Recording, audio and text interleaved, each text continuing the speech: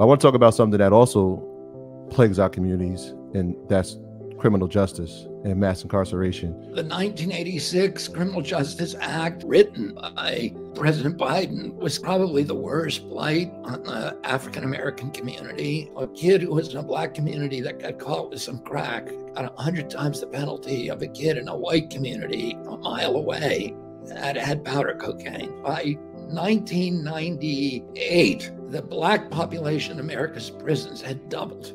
And they were for mainly nonviolent crimes. It was for drug crimes. And we destroyed an entire generation of Black Americans. We made it in many states so they can't vote. They're disenfranchised. There was a generation of Black children who were raised without their fathers. But prisons are now the biggest industry in rural areas in our country. And I want to develop instead a string of farm drug rehabs, healing farms in those same rural communities where people can go if they get involved with drugs, if they're debilitated by depression or dependence on psychiatric drugs, and where they can receive job training, get social skills, and make sure they can get GEDs and education. When I'm president, I'm going to make sure that federal prisoners have access to 12-step programs. If somebody wants to recover, that's a perfect place to do it. I'm going to provide educational opportunities and make sure that we do everything that we can to identify model programs around the country that are working,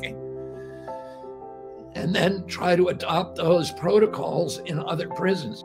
If you like this video and you want to learn more about me and the movement that we're building, please go to Kennedy24.com.